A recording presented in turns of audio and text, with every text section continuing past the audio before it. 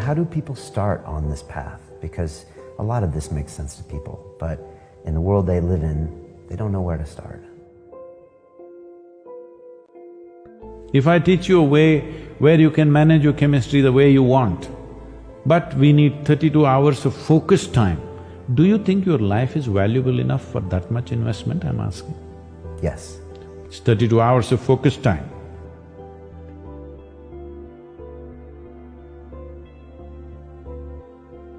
Every human being wants his life enhanced.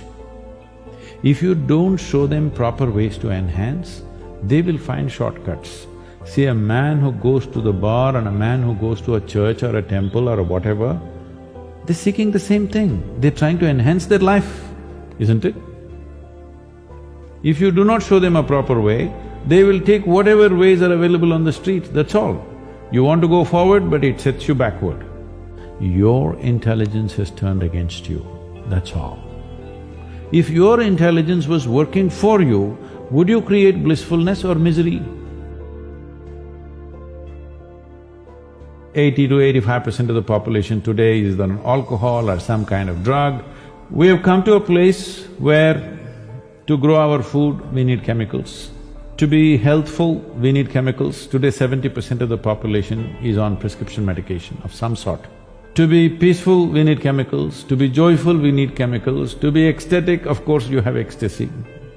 So we are going towards chemicals in a huge way. The water that you drink is full of chemicals, the air that you breathe is like that, and the food that you eat is like that. So if 90% of humanity goes into chemical consumption, consciously or unconsciously, if they consume a lot of it, the next generation that we produce will be of a lesser quality than who we are. That's a crime against humanity. So right now, chemical is the net, it's not another trapeze, it's a net that you can fall into and people experience their own little heaven. Well, it ruins you in so many ways. The important thing about life, whether it's a grasshopper out there or you, both of us are striving to be the fullest possible life that we can be. A grasshopper is trying to be a full-fledged grasshopper, a human being is trying to be a full-fledged human being. So similarly for a human being, if you take away any of his faculties in any way, even temporarily, have you enhanced his life? So intoxication is just that, it is taking away your faculties for a period of time, but if you continuously do it, it'll take it away for your life. So you're taking away or subjugating your faculties for a little bit of pleasure, or maybe a lot of pleasure, whatever… however you wish to describe it. But the important thing is you're taking a backward step with life, because life can only be enhanced by sharpening and increasing our faculties, not by decreasing our faculties. This means we are taking a backward step, though there may be pleasure attached to it, because you need to understand the greatest chemical factory, the most sophisticated chemical factory is right here. If you are a great manager, you will produce what you want from this.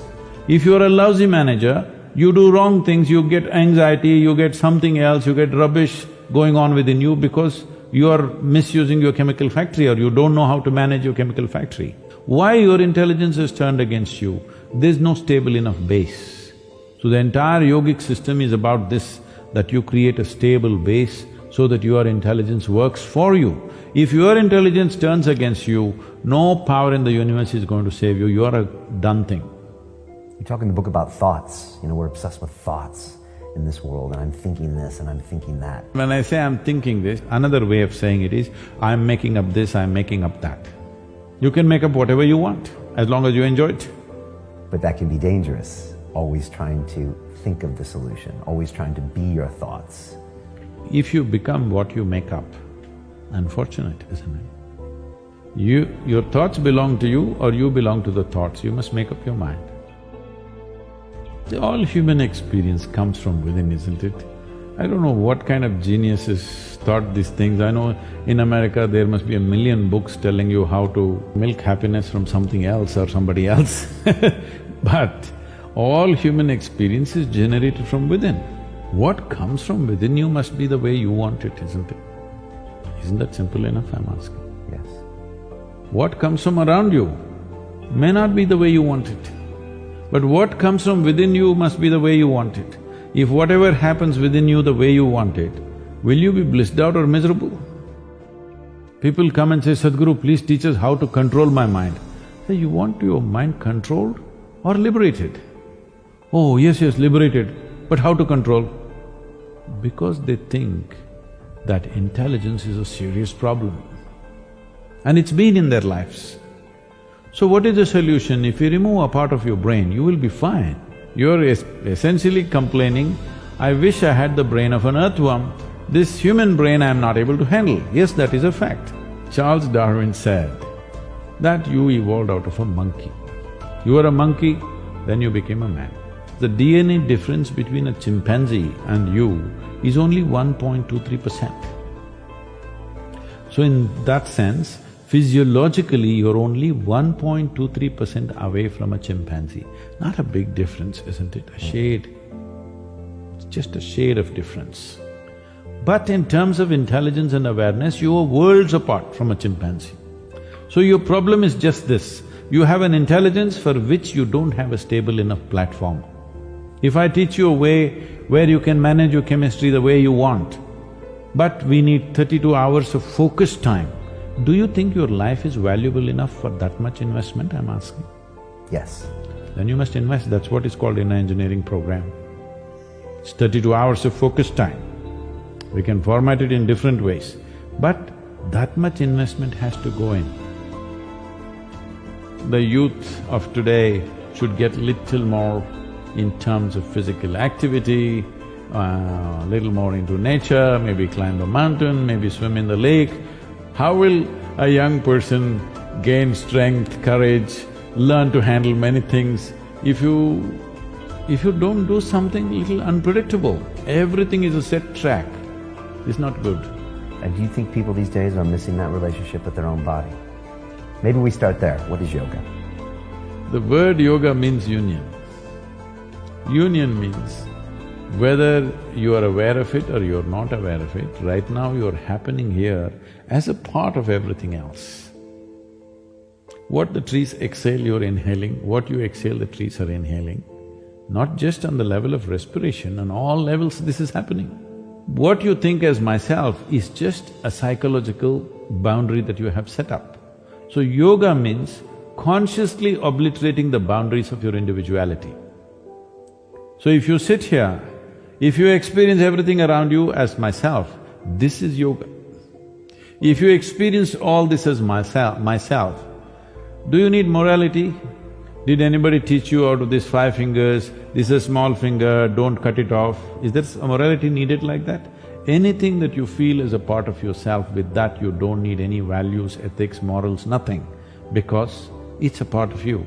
This is what yoga means. You experience everything as a part of you. When somebody experiences the whole universe as a part of himself, then we say he is a yogi. It is the science of aligning your geometry, your individual geometry with the cosmic geometry. When geometry is congruent with something larger, it becomes like that, it functions like that, it makes you experience yourself like that. So in that sense, you're trying to reorganize your geometry so that it's congruent to the larger or cosmic geometry. Once I started doing simple physical yoga, within a month or two, it doesn't matter where I am till today, morning 3:30 to 3:40, within those 10 minutes I always come awake. There is something happening in nature between 3:30 to 3:40, it's called Brahma Muhurtam in yoga, it's a very significant part of the time. So when that happens, your body just comes awake, it happens to everybody, but they don't notice it. So like this, many changes happen simply because simple yoga. So that's why I'm constantly reminding people, it doesn't matter for what reason you do the right things. Even for wrong reasons, if you do the right things will happen to you. Now it's simple, that doesn't mean it's easy. Well, it's not difficult either. See, most people understand complexity as intelligence. If they make themselves difficult, they are supposed to be intelligent. Making a simple thing difficult is not intelligence. Making a very complex thing simple is intelligence, isn't it? So wrong sense of intelligence, idea of intelligence has entered people's minds. They think if they make a problem out of every solution, they're intelligent. No, If you find solutions for every problem, that is intelligence. And how do people start on this path? Because a lot of this makes sense to people, but in the world they live in, they don't know where to start. Even yesterday I was at this How to Academy talk. The last question was, all this is fine, Sadhguru, can you give us one mantra that we can take home and that'll work for us? So I asked a simple question. See, to learn ABC, to learn to read and write a simple language like English, I'm saying simple language, just 26 alphabets. To learn a simple language, you take 12 years of schooling. To read, write, understand. For this you're taking 12 years. To transform your life, you want to do it in 2 minutes. So is that what your life is worth? So if your life is worthwhile, is it not important that you invest a certain amount of time and energy rather than looking for this stupid stuff of one mantra with which I will transform my life? It will not happen like that. That's the reason why most people have remained the way they have remained, because they've not invested in their well-being.